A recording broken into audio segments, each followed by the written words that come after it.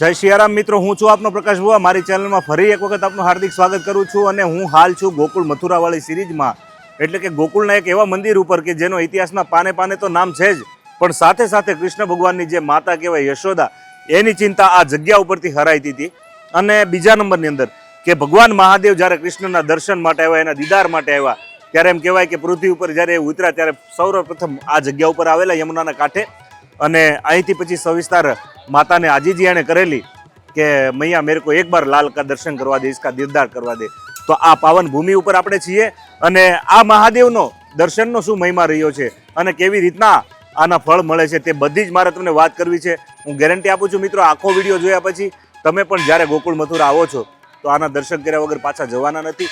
તો બની રહેજો મિત્રો, વિડીયોમાં ખૂબ મજા આવવાની છે, સાથે મળીને આનંદ કરીએ અને કંઈક નવું જાણવા પણ મળવાનું છે।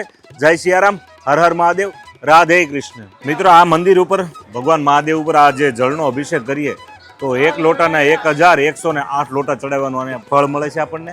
અને કેવા છે મહાદેવના દર્શન અને શું છે તેમનો મહિમા તે પણ સવિસ્તાર મારે વાત તમારી સાથે કરવી છે। અને સાથોસાથ આ મંદિરના મહંત સાથે પણ આપણે વાત કરવાનો પ્રયાસ કરશું અને આનો મહિમા જાણવાનો પણ પ્રયાસ કરશું। બની રહેજો, વિડીયોમાં ખૂબ મજા આવવાની છે। સાથે મળીને દાદાના દર્શન કરીએ અને પછી જે કાંઈ વાત અને જે કાંઈ ઇતિહાસ સચોટ અને સાચી માહિતી છે એ જ આપણા સમક્ષ હું લાવીશ। બની રહેજો મિત્રો, ખૂબ મજા આવવાની છે। સાથે મળીને મહાદેવને એવી પ્રાર્થના કરીએ કે મારા તમામ દર્શક મિત્રોની ચિંતા હરાય, બસ એવી સાત્વિક ભાવના સાથેનો મારો આ દર્શન તમારા સુધી હું પહોંચાડી રહ્યો છું। જય સિયારામ, હર હર મહાદેવ।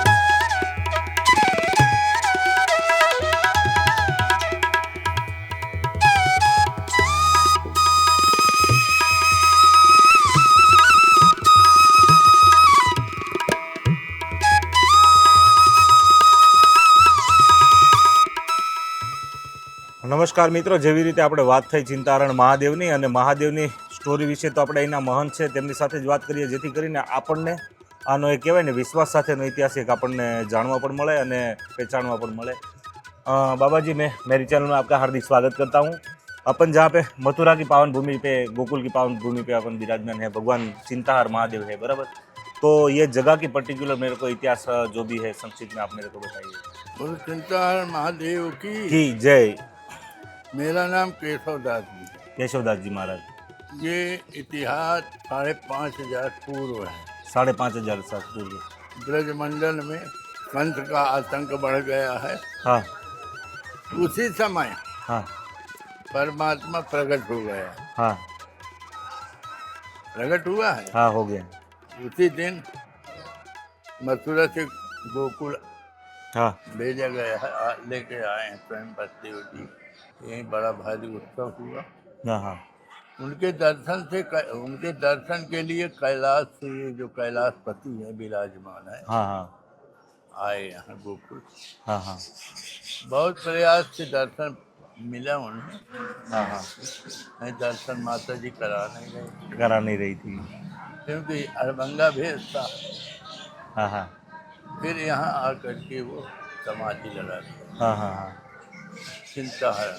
हाँ हाँ इसके बाद जब 5 साल की उम्र हुई कृष्ण की, हाँ हाँ तो ब्रह्मांड घाट आ गए। हाँ और ब्रह्मांड घाट में थोड़ा मिट्टी खा लिया। जब मिट्टी खा लिया, हाँ उस समय यशोदा के जो दाऊ जी थे, बड़े भाई उनके, वो पहुँचे, ये शिकायत किया यशोदा मैया।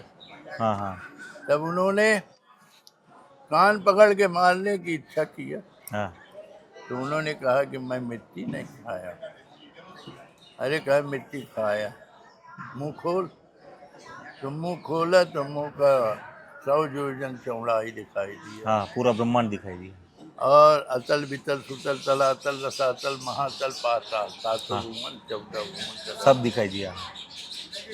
सब देख करके कृष्ण भगवान के मुख में और क्या देखा, स्वयं यशोदा मसानी लेकर मथ रही मुख के हाँ। दही। हाँ बस देव की वहाँ जेल में रो रहे हैं।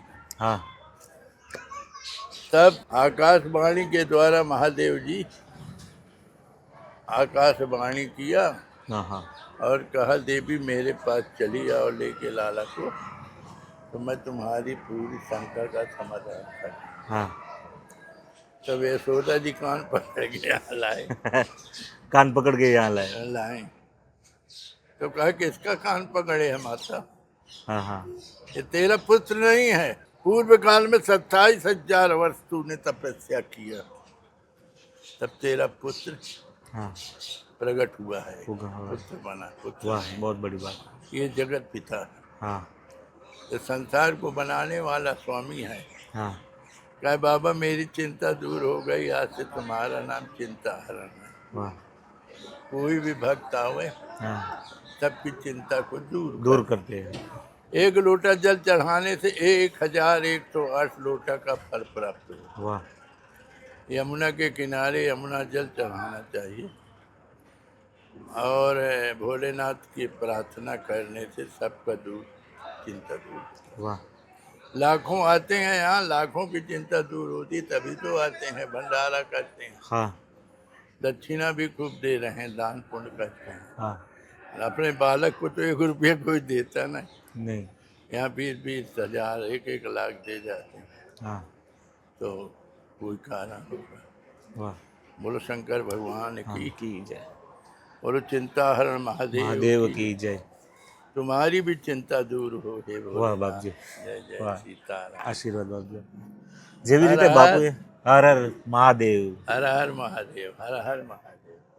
જેવી રીતે બાપુએ કીધું કે અહીંયા આવવાથી લોકોની ચિંતા હરાય છે, ને આગળ મેં જેવી રીતે વિડીયોની અંદર તમને વાત કરી તેવી રીતે કે આ એવું મહાદેવ છે કે જ્યાં કહેવાય ને કે માં યશોદા જ્યારે લાલાને કાન પકડીને લાવી અને જ્યારે મહાદેવજીએ ફોડ પાડ્યો કે તમને જે વેમ છે કે આ મારો દીકરો છે, પણ હકીકતમાં આ તો જગતનો બાપ છે, જગતનો પિતા છે, એટલે કે જગત પિતા જે કહેવાય ને કૃષ્ણમ વદે જગતગુરુ, એટલે આ જે વાત છે તે અહીંનો ઇતિહાસ કંઈક છે। અને મહાદેવજીના દર્શનનો પણ એવો મહિમા છે કે એક બીલીપત્ર में कल पुष्प में एक लोटा जल की दार दयालु રીજ કર દેતે હે ચંદ્રમૌલી ફલચાર। પણ અહીંયા તો એવું છે કે એક લોટો જળ તમે ચડાવો તો 1108 લોટા ચડાવવાનું તમને ફળ પ્રાપ્તિ થાય છે। અને આવો કંઈક દયાળુ આપણો મહાદેવ અને કૃષ્ણની સાક્ષીએ જે અહીંયા બિરાજમાન છે, તો તેમના ગુણગાન આપણે ગાઈ રહ્યા છીએ। અને મંદિરમાં કોઈ વિશેષ દેવી દેવતાના મંદિર હોય તો તે પણ તમને દર્શન કરાવું છું, તો બને રહેજો, વિડીયોમાં ખૂબ મજા આવવાની છે। સાથે મળીને સનાતનનો આનંદ કરીએ, સનાતનનો સત્સંગ કરીએ। हर हर महादेव, सनातन धर्म की जय हो। जय हो।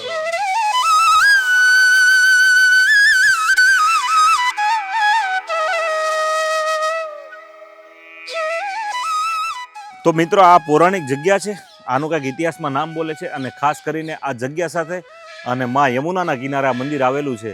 અને મા યશોદાની ચિંતા આ જગ્યાએથી ભગવાન ભોળાનાથ આશુતોષ મહાદેવે જો હરી લીધી હોય, અને આ જગ્યાનો પર્ટિક્યુલર મહત્વ એવું બોલે છે કે આ જગ્યા ઉપર તમે 1 લોટો જળ ચડાવો તો તમારી અનેક ઘણી ચિંતાઓ કદાચ તમારા મનમાં માનસપટમાં હોય તો તે બધી મહાદેવ હરી લેતા હોય છે। તેવો અહીંયા વિશ્વાસ જ નહીં પણ સાબિતી સાથે પણ એવા ઘણા લોકો, અમે આ જગ્યાના મહંત સાથે વાત કરી તો એણે ઓફ કેમેરા અમને ઘણી બધી એવી વાતો કરી કે અમુક દાખલાઓ તો તમે એવા જુઓ તો તમને અચંબામાં પડી જાઓ કે આ કેવી રીતે શક્ય બને। તો ભગવાન ભોળિયોનાથ તો કહેવાય ને કે ભાઈ દયાનો સાગર છે, અને એક બીલીપત્ર, એક લોટા અને એક પુષ્પની ધારમાં તો જો એ કદાચ તમે માગો તે તમને આપી દેતા હોય તો। અને બીજા નંબરની અંદર આ કૃષ્ણની ભૂમિ છે, આ કૃષ્ણની જન્મભૂમિ છે, અને એની પાવન ભૂમિની અંદર અહીંયા જે કાંઈ ભગવાન કૃષ્ણની લીલા હતી તે જગ્યા ઉપર અમે આવ્યા છીએ।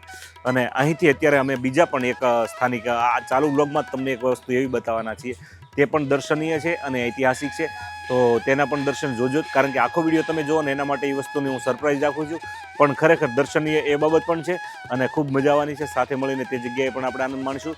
જય સિયારામ, હર હર મહાદેવ।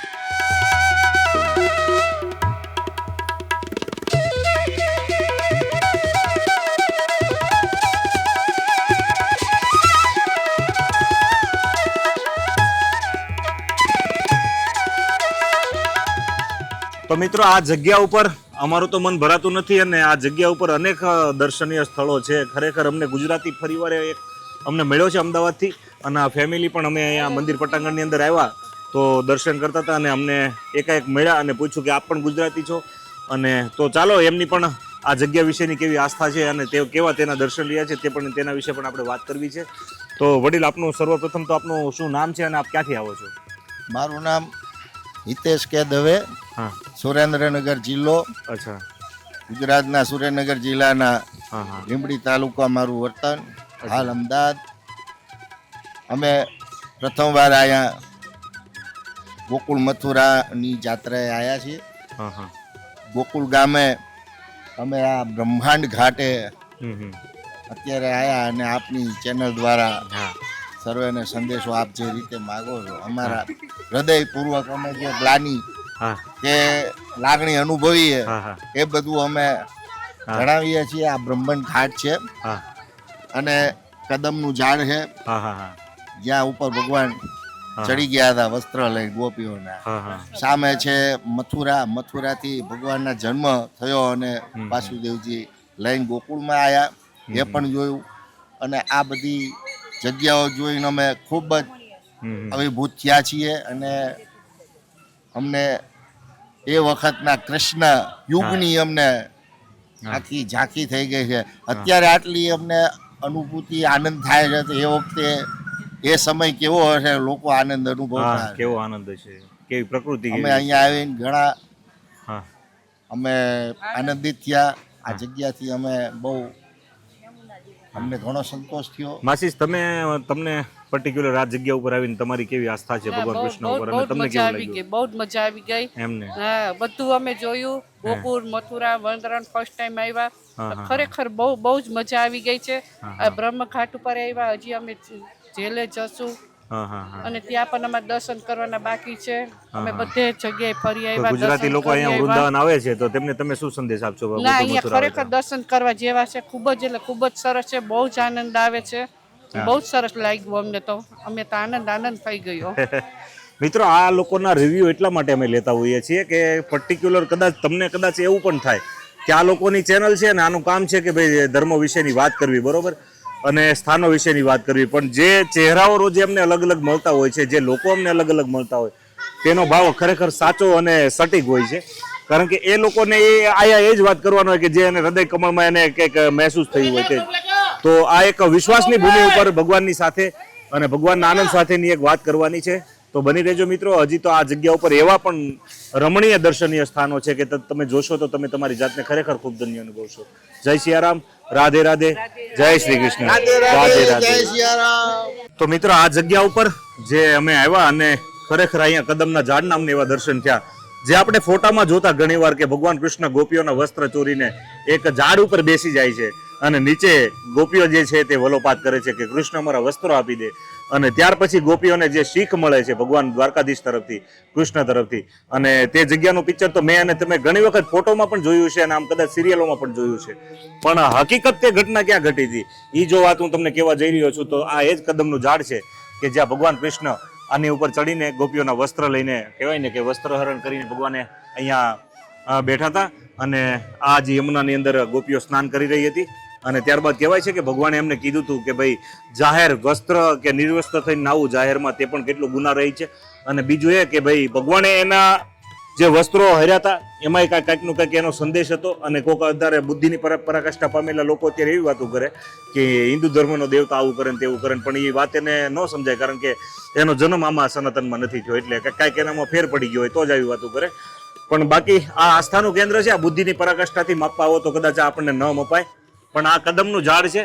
અને આપણી જે ગઢી માવડીઓ હતી તે પણ એ ભજન ગાતી, કાન ચડ્યા કદમની ડાળ હવે તો હેઠા ઉતરો ને એમ.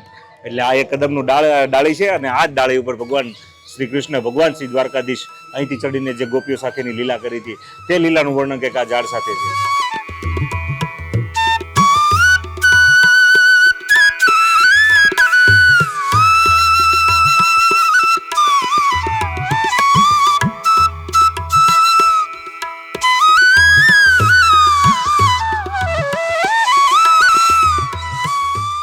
તો મિત્રો, આ જગ્યાની પર્ટિક્યુલર મહત્વતા એ હતી કે આ જગ્યા ઉપર ભગવાન કૃષ્ણએ જ્યારે માટી ખાધી, અને માટી ખાધી એટલે માં યશોદાને ખીજાણા, સ્વાભાવિક છે, બાળકની ચિંતા માને હોય. અને જ્યારે માટી ખાધી એટલે કાન પકડીને યશોદા માએ કીધું કે મોઢું તારું ખોલ એમ. અને જ્યારે ભગવાન કૃષ્ણે મોઢું ખોલ્યું ત્યારે તો અખિલ બ્રહ્માંડ એને દેખાણું. અને કહેવાય ને કે 7 પડાળ સુધી એને બધા જ દર્શન થયા. અને માં યશોદા જે ગૌત્રી ગાયોને દોતા હતા તે પણ એ ચિત્ર આખું એની અંદર દેખાણું. એટલે માં યશોદાને પ્રતિતિ ત્યારે થઈ કે મારો જે દીકરો છે તે ખરેખર અખિલ બ્રહ્માંડનો માલિક છે, જે આજ મારી ઘરે મારું સંતાન થઈને આવ્યો છે. તો આ કંઈક ઐતિહાસિક ભૂમિ એવી રીતની છે અને આ જગ્યા ઉપર એનું સ્થાન છે. અને એક ચિંતાહર મહાદેવના પણ આપણે આ બ્લોગની અંદર સાથોસાથ દર્શન કર્યા. બસ હવે આ બ્લોગ હું અહીંયા પૂર્ણ કરવા જઈ રહ્યો છું. અને સાથોસાથ હજી ગોકુળ, મથુરા અને વૃંદાવનના તમામ એવા સ્થાનો છે જે પૂજનીય સ્થાનો છે આ સિરીઝની અંદર હું લઈને આવ્યો છું. તો બની રહેજો મિત્રો, એમાં પણ મને એટલો જ પ્રેમ આપજો. સાથે મળીને આનંદ કરશું. જય સનાતન, હર હર ગંગે, હર માં જમને, રાધે રાધે, જય શ્રી કૃષ્ણ.